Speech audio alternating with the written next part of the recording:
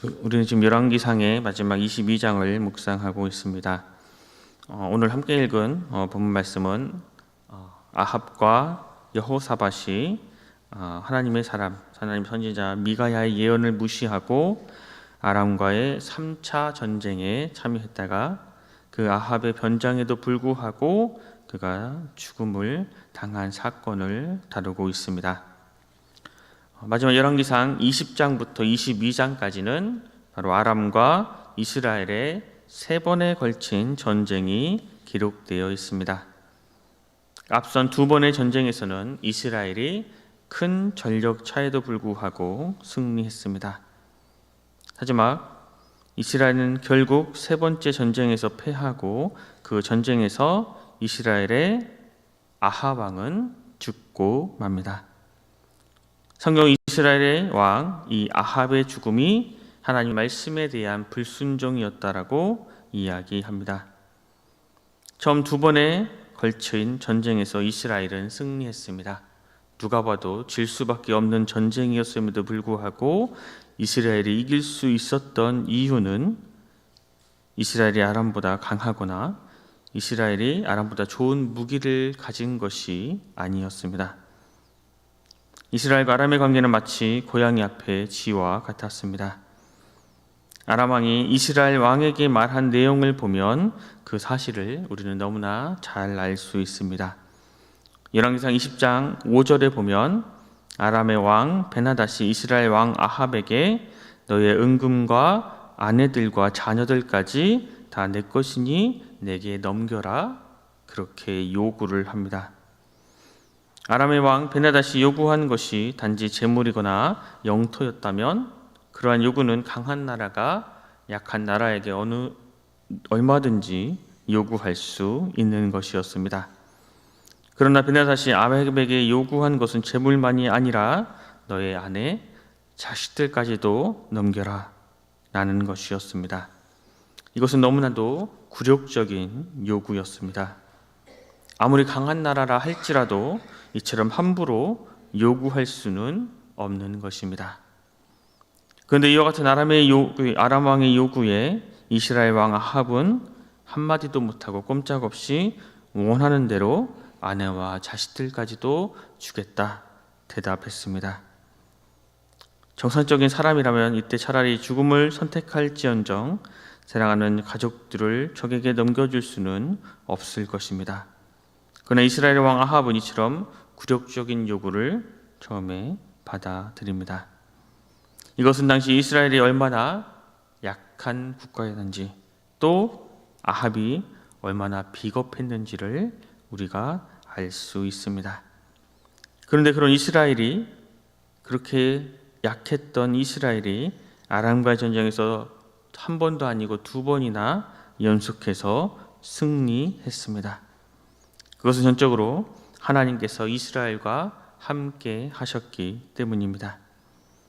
그리고 이 사실을 누구보다도 잘 알고 있던 사람이 바로 이스라엘의 왕 아합이었습니다. 아합은 선지자를 통해서 하나님께서 이 전쟁을 어떻게 이기게 하실지 직접 들었고 또 자신이 그 들은 대로 전쟁에서 승리했기에 이 아합은 살아계신 하나님을 직접 체험했습니다. 그렇다면 이스라엘 왕 이 아합은 하나님을 이제 전적으로 신뢰하고 믿어야 했습니다.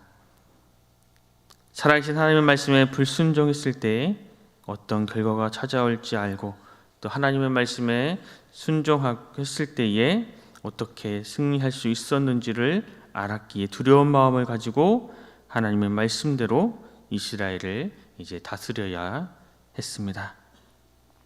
그러나 2번에 걸친 하나님께서 함께 하시기에 이길 수 있었던 이 전쟁이 마치고 나서 아합이 행한 것은 그런 것이 아니었습니다.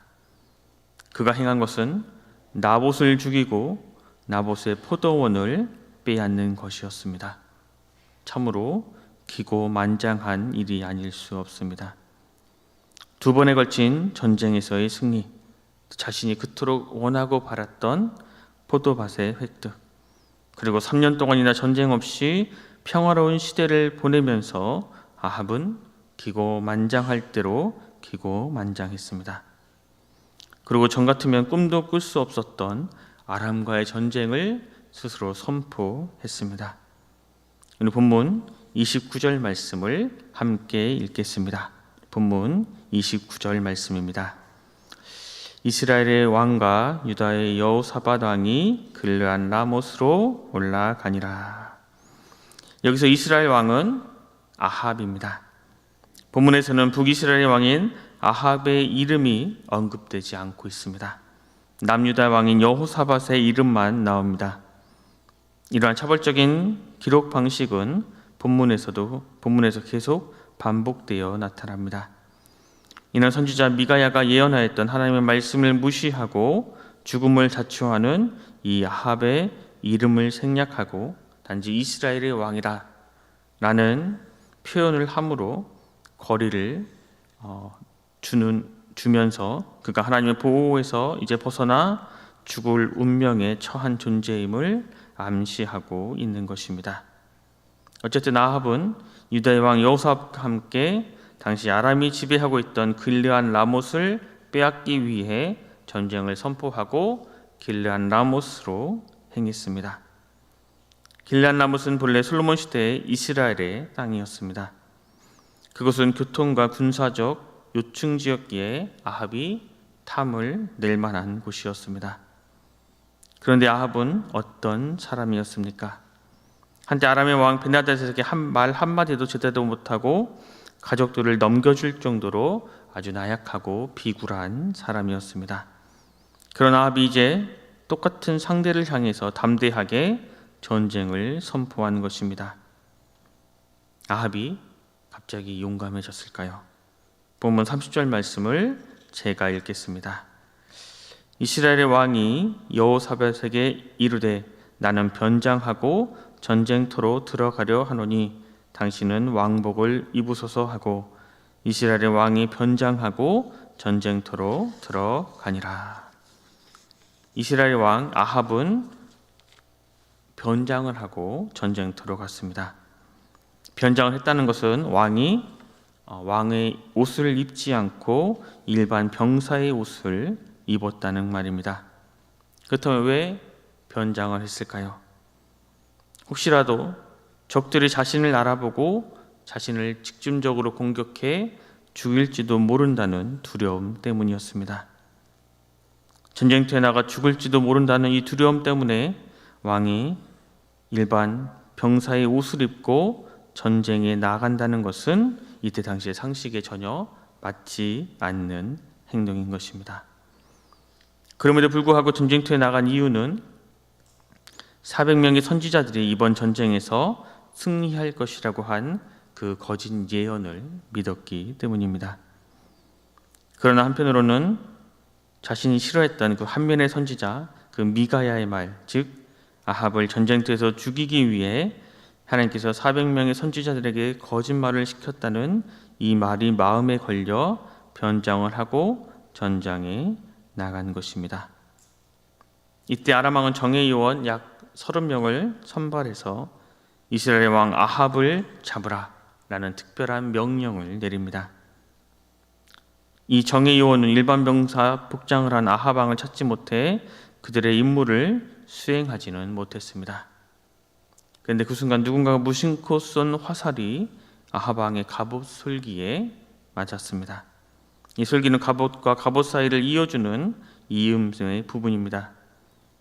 만일 화살이 갑옷에 맞았다면 아합은 큰 부상을 당하지 않았을 겁니다. 그러나 갑옷과 갑옷 사이의 틈새에 화살이 꽂혀 아합 왕은 큰 부상을 입었습니다. 그 화살은 아합 왕을 정확하게 조중해서 쏜 화살이 아니었습니다. 그냥 무심코 쏜 화살이 그 작은 이음새를 뚫고 꽂히고 말았습니다. 이건 분명 우연한 일이 아니었습니다. 이미 미가야가 예언한 대로 그건 하나님의 심판을 상징하는 화살이었습니다. 결국 이 전쟁에서 아합 왕은 죽음을 맞이하고 말았습니다. 그리고 그 피를 개들이 핥았다고 성경은 기록하고 있습니다. 여기서 우리는 두 부류의 인물을 비교해 볼 수 있습니다. 바로 용감한 자와 비겁한 자입니다. 400명의 선지자들이 거짓 예언을 할 때에 단 한 명의 선지자, 하나님의 사람 미가야만은 바른 말을 했습니다. 뺨을 맞아가면서 심지어 감옥에 갇혀 고생하고 고난을 당할지언정 하나님께서 말씀하시는 것 곧 그것을 내가 말하리라 외치며 하나님께서 맡겨주신 자리, 하나님께서 주신 소명의 자리를 지키기 위해 묵묵히 걸어갔던 미가야는 분명 용감한 자였습니다. 반면에 최고의 자리, 이스라엘의 왕좌에 앉아 400명의 거짓 선지자들의 지지를 받으면서 백성들 앞에서는 용감한 척 했으나 정작 전쟁터에는 변장하고 나갔던 하방은 참으로 비겁한 자였습니다. 용감한 자와 비겁한 자의 차이점은 무엇입니까? 용감한 자는 하나님께서 맡겨주신 소명의 자리를 지키는 사람이고, 비겁한 자는 사람들이 우러러보는 그 최고의 자리를 지키기 위해 비굴한 행동도 서슴지 않는 사람입니다. 그렇다면 오늘 살아가고 있는 우리는 지금 어떤 자리를 지키고 있습니까? 하나님께서 맡겨주신 소명의 자리입니까? 아니면 사람들이 우러러보는 자리입니까? 만일 하나님께서 맡겨주신 소명의 자리를 우리가 그 자리를 지키고 있다면 그 자리가 힘들고 어려운 참으로 고난의 자리일지라도 우리에게 두려움은 없을 것입니다. 그러나 만일 사람들이 우러러보는 자리를 우리가 지키고 있다면 그 자리가 비록 편안한 자리일지라도 그곳은 반드시 두려움이 있을 것입니다. 디모데후서에서 이렇게 말씀합니다. 하나님이 우리에게 주신 것은 두려워하는 마음이 아니요 오직 능력과 사랑과 절제하는 마음이니 그러므로 오직 하나님의 능력을 따라 복음과 함께 고난을 받으라. 우리가 정말로 주님께서 맡겨주신 하나님께서 맡겨주신 이 소명의 자리에 있다면 하나님은 우리에게 전혀 두려운 마음을 주시지 않고 하나님의 능력에 따라 복음을 증거하는 믿음의 백성들이 될 수밖에 없는 것입니다. 이제 우리는 복음을 증거하기 위해 세상에 나아가야 합니다. 나는 안 되겠지. 내가 복음을 증거한다 해도 사람들에게 복음이 증거되지 않을 거야 라는 부정적인 생각이 아니라 단 1%의 가능성이 있더라도 그것을 따라 복음을 증거하는 믿음의 백성들이 되어야 하겠습니다. 오늘 하루 하나님이 주시는 이 능력과 사랑의 마음으로 하나님께서 맡겨주신 이 소명의 자리, 복음을 증거하는 너무나도 귀하고 복된 자리를 잘 지켜 하나님께서 예비하신 이 부름의 상을 받는 주님의 귀한 백성들 되기를 간절히 소망합니다. 기도하겠습니다. 하나님, 오늘도 우리에게 새로운 한날을 주시고 주님의 말씀을 듣고 묵상하며 하루를 시작하게 하시니 감사합니다. 주님, 우리에게 지혜와 능력을 더하여 주시옵소서. 그래서 세상의 가치관이 판을 치는 이 세상 속에서 우리가 진리의 길을 걸어갈 수 있도록 주님 은혜를 베풀어 주시옵소서. 우리를 유혹하는 어리석은 말에 속지 않게 하시고 하나님께서 맡겨주신 소명의 자리를 묵묵히 지킴으로 나를 통해 하나님의 선하신 계획이 이루어가게 주님 우리가 그 자리를 지켜나갈 수 있도록 주여 함께하여 주시옵소서. 내 가족들에게 우리 이웃들에게 담대히 살아계신 하나님의 말씀을 예수 그리스도의 그 십자가의 복음을 증거하는 믿음의 백성들 되게 하여 주시옵소서. 그래서 우리 인생이 생명으로 충만된 복된 인생이 되게 하여 주시옵소서. 모두가 감사드리며 귀하신 예수 그리스도 이름으로 간절히 기도드립니다. 아멘.